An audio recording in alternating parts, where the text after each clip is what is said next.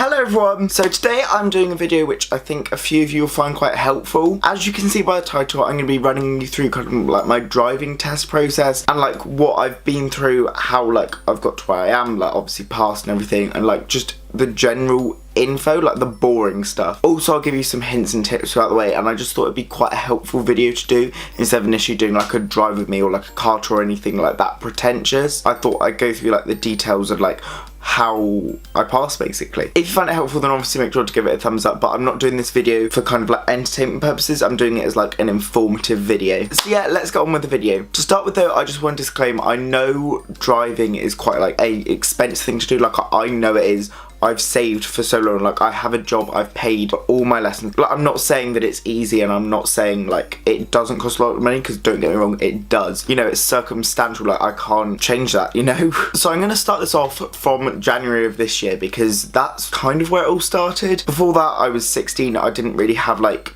any urge to drive, as it were. Like obviously I wanted to drive, but you couldn't really at 16. Like it's illegal to drive until you're 17 with a provisional license. So it started off in about January, and I was just searching for cars because I knew my birthday was coming up, and I knew to save on driving lessons I'd have to have my own car. And due to my circumstances, I couldn't learn in my parents' cars because my dad lives in Cornwall and he drives around in a BMW, and my mum has a Land Rover which is automatic, and obviously it's a big SUV, so I don't want to be driving around in that. So I knew I needed to get my own car in order to actually drive. So between January and February, I'd been looking on Auto Trader, and I constantly debated between leasing a car and buying a car. I knew if I'd leased, then I have to pay for it obviously every single month, but if I bought it, I'd get like a less nice car, as it were, and I'd have to pay for all the MOTs and if it went wrong and everything, whereas with lease I knew I'd have like a warranty and stuff. That was the route I was kind of leaning towards most, because although it cost me money each month, it's not going to cost me that much. Now, without going into details of how much my car costs or anything, because that is completely personal to me, I did get a good deal for it, considering I've got a 2014 plate Toyota Aygo. But also bearing in mind, I am a 17-year-old that works but not full-time. I also had to have something that was a 1 litre that I could insure and everything. So anyway, it got to about February 15th and I bought my car. Literally, I was like, oh my god, like I've got a car. And this is the only thing I would say, if you're going to do it the route that I did, if you do have a parent's car you can try out in, I definitely recommend doing that first. Not that I don't think it's good to have your own car, like I loved having my own car, but I ended up, because that was February and I didn't pass till August, that gave me a 6-month period of paying my car lease. So anyway, it started off in February, and from February until April I went to an airfield which is near me, but obviously it's abandoned. It's a place called Hellavington. I did briefly upload a video onto this channel of me doing a drive with me on there. Quickly went down there because of reasons. And basically it's kind of the same as driving around in a car park, but obviously just a bit bigger. So there I learned how to find the bike. Oh my god, there's a fucking moth. I learned all the kind of basics of driving before I actually went on the road. So although technically wasn't meant to be there, I was saving myself in a sense, because I wasn't doing this all on the main road, and it took me a long time to kind of know how to find the bike and stuff, because obviously I hadn't had driving lessons. Find the bite. Perfect. Bit less on the gas. Yay. You're getting there. When I'm under pressure. Oh, there's a pothole. Right.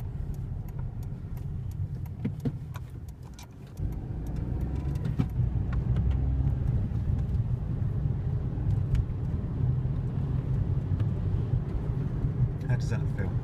What, driving? Good. I just had my mum who like helped me. She helped me so much throughout the whole driving thing. And that's another thing I would say, if you've got like a supportive parent, you'll get through it. Like I did eventually. Bitch, I'll bring you down. So anyway, I'd been driving from that point. I'd practiced all of the manoeuvres on the airport. Obviously it wasn't like with extra cars, but they'd started, I don't know why, but they'd started building a factory on there, but it hadn't actually been built. Luckily it started being like security guarded at April, so that was all fine. So literally I got 2 months in where I could just drive as much as I wanted on there, because there was no security. Like police were fine with it, because they were taking their dogs up there to train. Like it was just a widely known place that people could go and practice. So anyway, in February I also ordered my provisional license, which, you know, you have to do. Like in the UK, you have to have a provisional license. And then it all just kind of, you know, carried on going up to this airfield, which was about half an hour away. Just practiced and practiced and practiced. Anyway, it got to April 5th, which was my birthday, and I had booked my theory test for this day. I just wanted to get it over and done with, like, bish bash bosh. So I'd been revising all of March. Like, I knew I needed to do this because otherwise it would have just ruined my birthday, and I knew I just needed to get it out of the way. So anyway, I passed that. I got 48 out of 50 on just the theory, and then I got 60 out of 74, I think, on hazard perception, which was pretty good going considering at that point I hadn't even driven on the road myself. So yeah, that was my theory test. It all went fine. Like, it was in a place called Swindon, which is near me. That's like the nearest one, and even then it's like an hour away to get to there because it was in the centre of Swindon. I had to walk down there myself because my grandparents dropped me off and I didn't have a clue where I was going, but it all worked out fine. So then it all started with my lessons. I had a block of 10 lessons, and this guy was actually really good. Like, he was a good driving instructor, don't get me wrong at all. Like, he was really calm and he helped me, and in hindsight I probably should have stayed with him. I just got recommendations from other people, and for some reason I decided to go with that, even though this instructor was like so nice. Like, he was supportive of me, which in my opinion you shouldn't do. You should just stay with the one instructor, because even if it had taken me longer, he was really nice. I'm just saying, I'm not going to say any of my instructors' name except for the last one because he was like amazing, but I'm not going to say names because I don't want to get in legal trouble or anything. But yeah, this first instructor was so nice. Like, he was a nice person, and that's the thing. If you can get on well with them, then I'd recommend staying with them. If they're like shouting at you and stuff like my second one did, don't.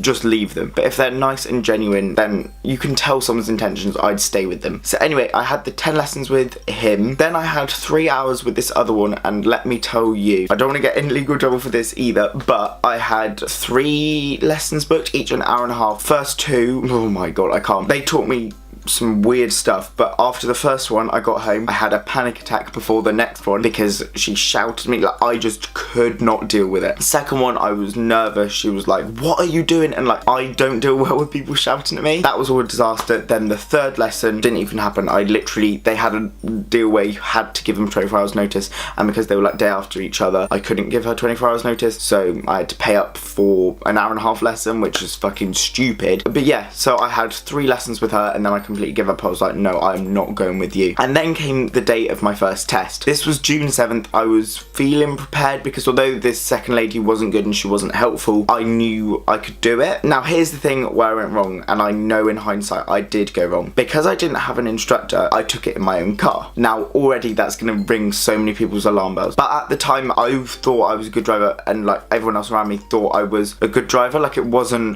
like my car, like it didn't make a difference if I was in my own car. But although you can be an amazing driver, you're not there with the instructor. You're not having that reputation. Like, instructors wouldn't put you in for your test unless you were ready, so there's kind of that tiny bit of leeway, I want to say. Obviously I don't know, but I know genuinely the faults I made in the first 2 driving tests I did were mistakes that I know would have failed me. Like, it wasn't the instructor just being like petty. So the first time I got 5 minors, but I got 1 major where I pulled out from this roundabout. Oh my god, I regret it. I knew as soon as I'd done it I'd failed. I had to go up this dual carriageway, and then at the end was this motorway roundabout for the M4. Like, I live in quite a rural area, so everyone has to use this junction, and it was at 9 o'clock in the morning. So I come up to the roundabout, absolutely fine. Like, this is going well. Like, my independent drive was just down the dual carriageway. That was it. Oh my god. So I get to the roundabout, never practiced this roundabout before for this route. Like, that was the one route I had not practiced. I come out of the roundabout thinking nothing was coming, and all of a sudden this car comes flying round, but I've already left. It's safer for me to go than for me to reverse, you know? So I went on to the roundabout, and the car behind me, it had to slow down, but it didn't beep, didn't have a problem with me, was still in kind of like safe distance. It was just a bit too close for comfort. So I failed for that reason on the first one. I was obviously absolutely devastated. Like, this was 2 months after my birthday, and the one thing the guy did say, I'm just going to call him Bob, he did say I should wait until August and come back with an instructor, and I was like, okay. Then I took it again 13 days later, and it turned out to be the same guy. I took it at 7:23, and oh my fucking god. And because on the first time I was so like, I knew I'd made that mistake for pulling out, I spent the second one doing too many undue hesitations. So I got my major in undue hesitation, which shouldn't actually be like a major, but I'd done it enough times for it to be a major, if that makes sense. Like, nothing specifically went wrong on that driving test, it was just undue hesitation. So obviously, like, I failed, like. So then I decided, right, this isn't working. We're gonna have to go with a third instructor. And this instructor, oh my god, I cannot sing enough praises for him. He took my driving from here to like here, like, he is amazing. I'm actually going to use his real name, and I'm going to probably leave his Facebook down below just because he's amazing. His name is Dave Scattergood, and he lives in my local area. He's got a Polo, and I'd heard good things from other friends, so I thought I'll go with him. He seems lovely and genuine. So anyway, I took the test obviously in his car this time, but I'd had 6 hours of practice prior to this, and let me tell you, these 6 hours were the best 6 hours I'd ever spent. He improved my confidence so much, because after 2 driving tests of failing, you do kind of lose your confidence. He took my confidence so high, and he went through all the maneuvers and taught me where I was going wrong from the other instructor, and I was just doing so much better, and I was so happy with how it was going. I was confident on the day, but let me tell you, this third driving test, because I knew what to expect, it was worse. People always say, well, at least you know what to expect. That's worse. I knew what was coming. So on the morning, I literally felt sick. Like, I was like, now my third test was on Wednesday the 2nd of August, so literally like a couple of days ago for when I'm filming this. Literally, I was so anxious. Like, I was sick. I had like really bad stomach. Like, I did not want to do it. I was waiting because my third test was at 12:48, which is probably the best time to do it. I'd recommend, like, that is a tip. Do it at kind of midday, especially in the school holidays when there's not as many vehicles on the road. Like, I still had loads of vehicles and it almost didn't go well for me. But yeah, that's one thing I would recommend. Don't take it in the morning when there's rush hour. I made that mistake. You know, like, my previous test was at 7:23, then the one before that was at 9:20, as if I didn't learn from my mistake. So yeah, I'd had these 6 hours of practice with him. He is amazing, and if anyone in my local area is coming up to the age of driving, literally please just go with Dave. Like, he is amazing. I can't sing like enough praises. Like, he is honestly like an angel. He helped me pass, he helped my friend Shannon pass, he helped my friend Dan pass. Like, he is amazing. So anyway, we did like our hours of practice, and he thought I was test ready and stuff. Like, all was good. So we did an hour lesson before my test, then obviously I took my test in his car. He didn't come with me just because I don't want to be under pressure. Then at my examiner, I'm going to use the name Jerry for him. Jerry was lovely. Honestly, my best piece of advice is, if they are nice, just chat to them. It calms your nerves so much, because I'm such an anxious person. Like, I was shitting it for my test. I had to keep stopping and drinking water, and like, my legs were shaking. Like, he was so nice. As long as you keep chatting to them, they're fine. And treat it more as like an assessment than a test. So anyway, I'd done the hour of driving before that, and then I got to my test centre, did a bay park. Like, that was the manoeuvre I was most comfortable with, just because I'd done it. I knew my reference points because I just literally got into that space, and I was like, please get a bay park. The first test, I had a reverse around a corner. The second test, I had a parallel park, which was the one manoeuvre I hadn't practiced at all. I got 2 minors in it, but that was, you know, shit happens. Oh, and I also forgot to say, first test I got 5 minors, 1 major. Second test I got 8 minors, 1 major. So I did worse because I was so nervous. And the third time, I felt so confident going into it. Like, I knew I could do it if I calm my nerves down. So anyway, test went by. I drove around my local area, which is called Chippenham. That's my nearest test centre, and there's loads of like housing estates. I literally went through every single housing estate, doing like pull over to the side of the road,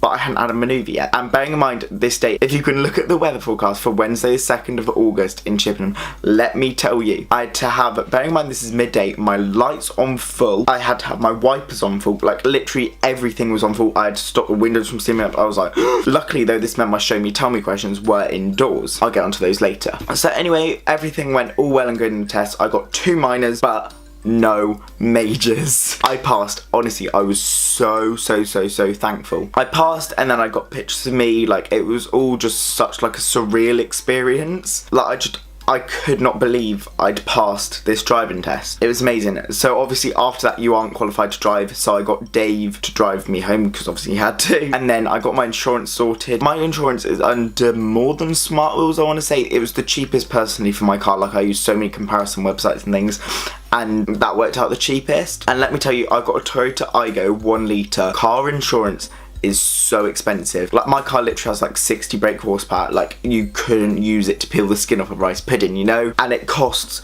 so much. I can't. But yeah, ever since then, I've been like an unknown man. Like, I've been driving around everywhere. I've covered so many miles, used so much petrol. Like, petrol costs so much money. But even then, petrol, car, like, everything doesn't come close to the cost of lessons and things. So here's where I want to break it down. My lessons, I did it in 19 hours in total. I took 3 driving tests, which you can do the maths. Lessons cost £25 an hour. So 3 tests, lessons, learner insurance costs a lot because obviously I was doing my own practice as well. I had to do an MOT in that time period. I had to do a car service in that time period because it came up to that because my car is a 2014 plate and it's in May, so my first MOT was due. Obviously fueling the car whilst I still had, like, it just costs so much money. But all is well and good because now I don't have to pay for my lessons anymore. The only thing I have to worry about is running the car and leasing the car, you know? So now I want to go on about preparation. Preparation is obviously key, but my one piece of advice is don't over practice on the day.